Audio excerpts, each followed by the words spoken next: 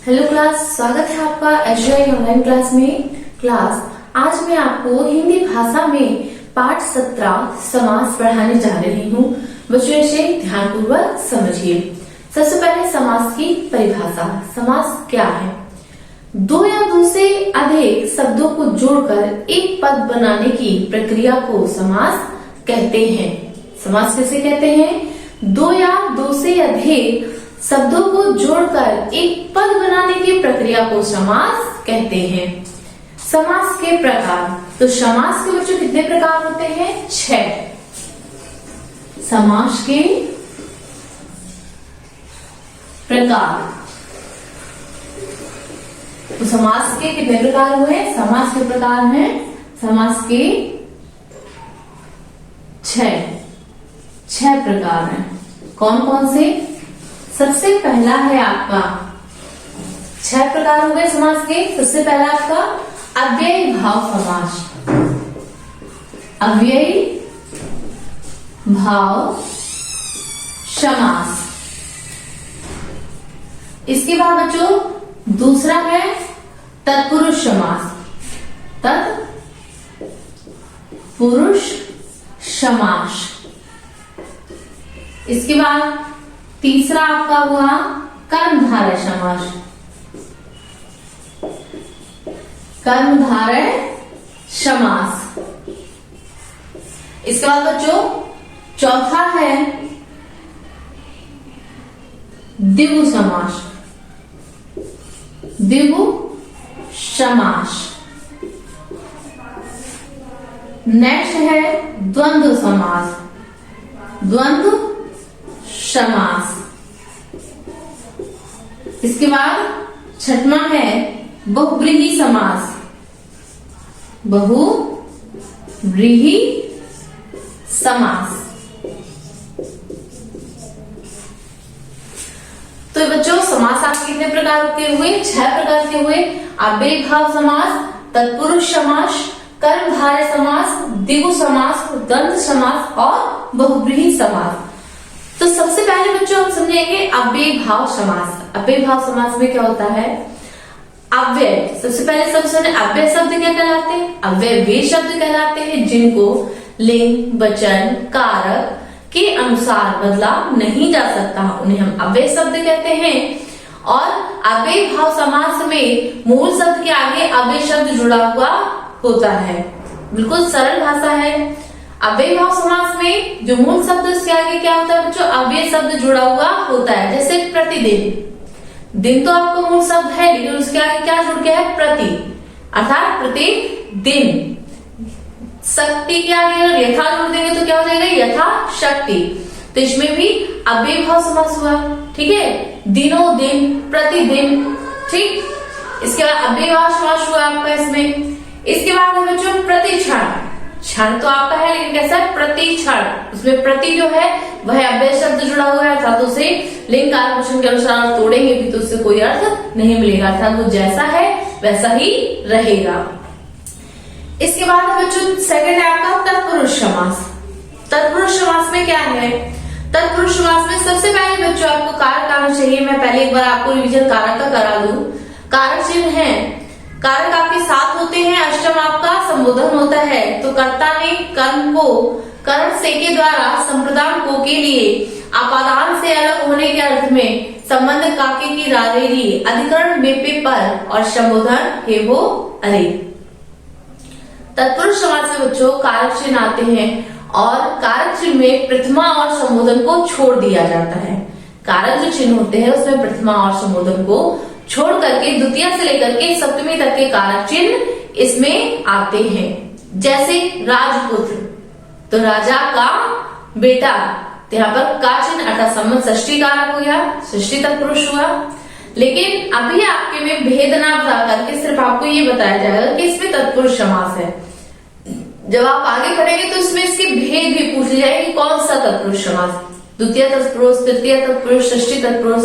अभी तो आपको दे दिया है जैसे राजपुत्र, ठीक है, कटफोड़ा, इनके शब्द दिया तो कटफोड़ा दे देंगे। तो कटफोड़ा काट को फोड़ने वाला अर्थात घुन, ठीक है, इस प्रकार से उनका संबंध हो गया। तो जिसमें कारक चिन्ह, जैसे एक आपको हम कह दें कि तुलसी कृत, तुलसी कृत तो तुलसी के द्वारा रचा हुआ। तो इसमें क्या होगा, के द्वारा, कर्ता ने कर्म को कर्ण से के साथ संप्रदान को के लिए। तो इसमें कौन सी विभक्ति आ गई बच्चों, इसमें कर्ण तत्पुरुष, क्योंकि तुलसी कृत, तुलसी द्वारा लिखा हुआ कृत, ठीक है, इसमें तत्पुरुष समास हुआ। एक और उदाहरण देख लीजिए, जैसे विद्यालय, विद्या का आलय, अर्थात जहां हम विद्या प्राप्त करते हैं उसे हम क्या कहते हैं, विद्यालय कहते हैं, विद्या का आलय। तो यहाँ पर भी आपका तत्पुरुष समास हुआ। इसके बाद है बच्चों कर्मधारय समास, ठीक है। कर्मधारय जो समास होता है इसमें सदैव दो पद, जैसे प्रथम जो पद होता है जिस हमने लिखा काला शाम, काला शाम, ठीक।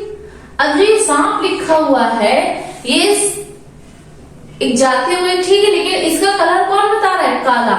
अर्थात कर्मधारय समास में जब प्रथम पद द्वितीय पद की विशेषता को बताता है वहां पर कर्मधारय समास होता है कि सांप तो है आपका, सांप तो है बट कैसा है, काला है, ठीक है। जैसे अब इसकी जगह अगर हम लिख देते हैं अधमरा, अधमरा, तो व्यक्ति अगर पूछता है तो कैसा है कि भाई अधमरा है, तो मरा तो है लेकिन कैसा है वो, अधमरा है, अर्थात प्रथम पद द्वितीय पद की विशेषता को बतला रहा है। तो यहाँ पर ऐसे शब्दों में होता है कर्मधारय समास। जैसे आपका एक और इसमें उदाहरण है मुख चंद्र, मुख तो है लेकिन कैसा है, चंद्र के समान है, तो यहाँ पर भी कर्मधारय समास होगा। इसके बाद है बच्चों आपका द्विगु समास। द्विगु समास में क्या है कि जहां पूर्व पद, कहते हैं ना संख्या पूर्वी द्विगु, जहां पर पूर्व पद में संख्या आती है, और एक चीज और याद रखिए संख्या के साथ समूह भी होता है, तो वहां पर कौन सा समास होता है, द्विगु समास होता है।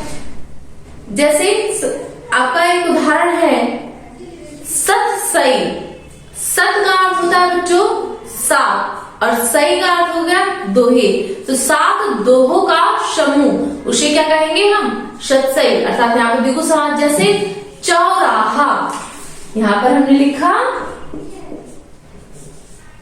चौराहा, अब राह तो है, राह मीन्स रास्ता, चौ का अर्थ हो गया चार, अर्थात चार रास्ताओं का समूह। जहां पर चार रास्ताएं हैं, चार रास्ता है, संख्या है और समूह भी है, तो वहां पर क्या हो गया आपका द्विगु समास हुआ। बच्चों एक चीज और इसमें है, द्विगु समास में अगर संख्या और समूह दोनों आने के बाद लेकिन अगर किसी तीसरे अर्थ की अगर प्राप्ति होती है वहां पर, तो आपको द्विगु समास नहीं होगा। जैसे 10 आनंद, 10 लिखा हमने, ठीक, इसके बाद आनंद, तो आनंद आपका क्या हो गया, सिर हो गया, 10 आपकी संख्या होगी, 10 सिरों का समूह, लेकिन अर्थ क्या निकला, 10 सिर है जिसके अर्थात रावण, या 10 सिरों का है समूह जिसका रावण, तीसरा अर्थ निकलता है। लेकिन अगर हम चौराहा में कहें तो चार रास्ताओं का समूह, तो चौराहा ही निकलेगा, हमें कोई तीसरे अर्थ की प्राप्ति नहीं होगी। तो जहां पर हमें तीसरे अर्थ की प्राप्ति नहीं होती है, संख्या और समूह मिल जाते हैं, वहां पर हमारा कौन सा होगा, द्विगु समास होगा, ठीक है बच्चों। इसके बाद नेक्स्ट है आपका द्वंद्व समास। द्वंद्व समास में क्या है कि जिस समास के सभी पद, द्वंद्व समास में क्या है बच्चों, जिस समास के सभी पद एक जैसा महत्व रखते हो, जिस समास के सभी पद एक जैसा महत्व रखते हो, उस और बीच बीच में से अथवा या शब्द लोप हुआ हो, उसे द्वंद्व समास कहते हैं। इसके 3 भेद बताए गए हैं, कौन कौन से हैं, इतरेत्तर द्वंद्व, दूसरा है समाहार द्वंद्व, तीसरा है वैकल्पिक द्वंद्व। तो इतरेत्तर द्वंद्व में क्या है बच्चों कि जिस द्वंद्व समास में और शब्द का लोप हो और सारे शब्द मिलकर बहुवचन में प्रयुक्त हो, वहां इतरेत्तर द्वंद्व होता है। जैसे राम लक्ष्मण, यहाँ पर आपने लिखा राम और लक्ष्मण आपने लिख दिया, ठीक, लेकिन जो ये आपका चिन्ह लगा हुआ है किसको, और शब्द का लोप को दर्शा रहा है, तो आपका क्या होगा, राम और लक्ष्मण, ठीक है। कभी कभी क्या होता है आपको ये चिन्ह भी प्राप्त नहीं होता है। ठीक, जब हम उसका उच्चारण करते हैं तो उस समय हम क्या करते हैं कि राम और लक्ष्मण, जैसे राम लक्ष्मण भरत शत्रुघ्न एक साथ लिख देंगे तो हम क्या कहेंगे, राम लक्ष्मण और भरत शत्रुघ्न। ठीक है, तो जहां पर और से और शब्द प्राप्त होता है वहां पर इतरेत्तर द्वंद्व होता है। नेक्स्ट है समाहार द्वंद्व। समाहार द्वंद्व क्या है बच्चों, कि जिस द्वंद्व में समस्त शब्दों के समूह का बोध होता है उसे समाहार द्वंद्व कहते हैं। जैसे हाथ पांव, हाथ पांव, तो हाथ और पांव का समूह, तो यहाँ पर कौन सा हो जाएगा, इतरेत्तर द्वंद्व होगा, समाहार द्वंद्व होगा। इसके बाद है वैकल्पिक द्वंद्व। तो जिस समस्त पद के विग्रह में या अथवा शब्द दिखाई देता है वहां वैकल्पिक द्वंद्व होता है। जैसे दुख सुख, तो यहाँ पर दुख या सुख हो सकता है, दुख और सुख भी हो सकता है, अर्थात विकल्प यहाँ पर बताया जा रहा है, तो यहाँ पर वैकल्पिक द्वंद्व समास होगा।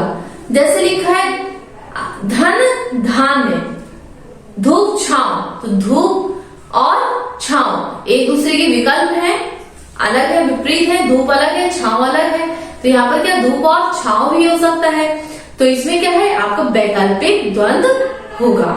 ठीक है बच्चों, नेक्स्ट आपका है बहुव्रीहि समास। बहुव्रीहि समास क्या है, इसको सरल भाषा में समझिए। जब कोई पद प्रधान नहीं होता, अर्थात दोनों पद प्रधान ना होकर के, यहाँ पर क्या जैसे दोनों पद है प्रधान लेकिन प्रथम पद द्वितीय पद की विशेषता बता रहे हैं, यहाँ पर दोनों पद की प्रधानता होती है। लेकिन जो बहुव्रीहि समास है, बहुव्रीहि समास में दोनों पद प्रधान ना होकर के किसी तीसरे अर्थ की प्रधानता को सिद्ध किया जाता है, अर्थात उसको बतलाया जाता है। जैसे आप परिभाषा रूप में समझ लीजिए इसको, जहां कोई पद प्रधान नहीं होता किंतु दोनों पद मिलकर किसी तीसरे अर्थ का बोध कराते हैं उसे बहुव्रीहि समास कहते हैं। बहुव्रीहि समास द्वारा रचित शब्द विशेषण का कार्य करता है। जैसे लंबोदर, जैसे लंबोदर, अब लंबा है जिसका उदर, लंबा है जिसका उदर अर्थात गणेश जी। ठीक है, लंबा है जिसका उदर अर्थात गणेश जी। इसके बाद चक्रपाणी, चक्रपाणी में होगा, चक्र है हाथ में जिसके है चक्र अर्थात भगवान विष्णु जी।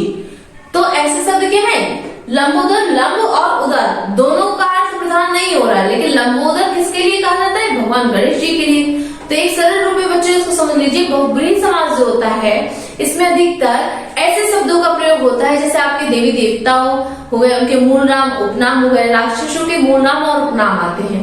इसके बाद तीसरी इसका बिंदु है कि बहुव्रीहि समास में ऐसे शब्द आते हैं जिनमें दोनों पद प्रधान न होकर के किसी तीसरे पद की ओर इंगित किया जाता है या तीसरे पद की प्रधानता बतलाई जाती है, तो वहां पर बहुव्रीहि समास होता है।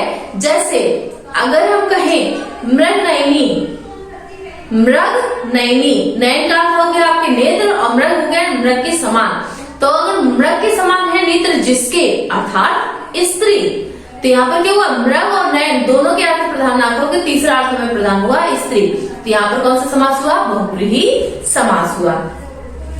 इसके बाद अगर जो संधि और समास में अंतर, संधि और समास में अंतर, तो इसके प्रमुख बिंदुओं को हम समझकर पढ़ करके समझेंगे कि संधि और समास में मुख्य अंतर क्या है। तो दो वर्णों के मेल को संधि कहा जाता है, दो वर्णों के मेल को संधि कहा जाता है, जबकि दो या दो से अधिक शब्दों के मेल को समास कहते हैं। वहां पर दो शब्दों के मेल को समास संधि कहा जाता है और समास में दो या दो से अधिक शब्दों के मेल को समास कहते हैं। अगला बिंदु है संधि का संबंध वर्णों के योग से उत्पन्न विकार से है। संधि में क्या होता है, जब हम संधि करते हैं तो दोनों वर्णों के योग से जो विकार उत्पन्न होता है उसे हम संधि कहते हैं। जबकि समास का संबंध दो या दो से अधिक शब्दों के मेल से बने अन्य शब्द से बनता है। इस बिंदु को बच्चों पुनः समझ लीजिए कि संधि का संबंध वर्णों के योग से उत्पन्न विकार से है, जबकि समास का संबंध दो या दो से अधिक शब्दों के मेल से बने योग से है। तीसरा बिंदु है इसमें संधि में विभक्ति या शब्द का लोप नहीं होता। संधि में विभक्ति तथा शब्द का लोप नहीं होता है, जबकि समास में विभक्ति व शब्दों का लोप होता है। अब कर्मधारय और बहुब्रीहि समास में अंतर समझ लीजिए बच्चों। इसमें अंतर बच्चे गलती करते हैं। कर्मधारय और बहुब्रीहि समास में अंतर आप समझ रहे हैं। कर्मधारय समास में समास पद, समस्त पद एक दूसरे का विशेषण होता है। ठीक है, फिर से समझिए इस पंक्ति को। कर्मधारय समास में समस्त पद एक दूसरे का विशेषण होता है, जैसे नीलकंठ। बहुब्रीहि समास में दोनों पद गौण होते हैं, अर्थात उनमें उपमेय उपमान का संबंध नहीं होता है। समस्त पद के अर्थ के अतिरिक्त एक तीसरा अर्थ महत्वपूर्ण हो जाता है, जैसे लंबोदर, लंबा है जिसका उदर, अर्थात गणेश जी। तो बच्चों इस प्रकार से आपने आज क्या पढ़ा, रिवीजन एक बार करते हैं। हमने पढ़े, आज आपका चैप्टर है समास। ठीक है, समास की सबसे पहले मैंने आपको डेफिनेशन बताई थी। क्या बतलाई थी बच्चों कि समास में दो या दो से अधिक शब्दों को जोड़कर एक पद बनाने की प्रक्रिया को समास कहते हैं। दो या दो से अधिक शब्दों को जोड़ करके जो एक पद बनाने की प्रक्रिया होती है उसे हम समास कहते हैं। समास के प्रकार, तो समास के हमें कितने प्रकार बताए बच्चों? 6। समास के 6 प्रकार है। सबसे पहला अव्ययीभाव समास, जैसा कि अभी आपने पढ़ा। अव्ययीभाव समास वे समास है जिनमें प्रथम पद में अव्यय शब्द आते हैं, उन्हें हम अव्ययीभाव समास कहते हैं, जैसे यथाशक्ति। इसके बाद है तत्पुरुष समास। तत्पुरुष समास में कारक चिन्ह आते हैं और इसमें प्रथम पद जो होता है उसमें आपका प्रथम पद और द्वितीय पद दोनों प्रधान होते हैं, परंतु उसके मध्य में कारक चिन्ह की प्राप्ति होती है, जैसे राजपुत्र, राजा का पुत्र, अर्थात प्रथम पद में राजा और द्वितीय पद में आपका पुत्र, लेकिन दोनों का संबंध क्या बता रहा है? पिता और बेटे का। तो यहाँ पर तत्पुरुष समास हुआ। इसके बाद बच्चों कर्मधारय समास। कर्मधारय में प्रथम पद द्वितीय पद की विशेषता को बतलाता है, जैसे आपका आधमरा, तो व्यक्ति कैसा है? आधा मरा हुआ है, उसकी विशेषता को है बतला रहा है। इसके बाद है द्विगु समास। संख्या पूर्व द्विगु, जहां पर प्रथम पद में संख्या आती है, दूसरे पद में मूल शब्द है वह समूह को इंगित करता है। दोनों के योग से क्या होता है? संख्या और समूह मिल रहा है, जैसे चौराहा, चार रास्ताओं का समूह। इसके बाद द्विगु समास। द्विगु संख्या पूर्व द्विगु हो गया, और द्वंद्व समास में क्या है? दोनों समास प्रधान होते हैं, परंतु उसमें और शब्द की प्राप्ति इसमें आपने पढ़ा इतरेतर द्विगु समास, द्वंद्व समास, और आपने पढ़ा इसमें इतरेतर के बाद आपने पढ़ा था समाहार समास, द्वंद्व समास और वैकल्पिक द्वंद्व समास। इसके बाद है बहुब्रीहि समास। तो बहुब्रीहि समास क्या है बच्चों? बहुब्रीहि समास में दोनों पद प्रधान ना होकर के किसी तीसरे पद की प्रधानता होती है, तो वहां पर बहुब्रीहि समास होता है। तो इस प्रकार से बच्चे इस चैप्टर में आपने समास की परिभाषा, समास के भेद, अवाव भेदों के अंतर्गत आपने उनकी पहचान को समझा कि किस प्रकार से आप समास पहचान सकते हैं। तो बच्चों आज के लिए इतना काफी है। आपका दिन मंगलमय हो।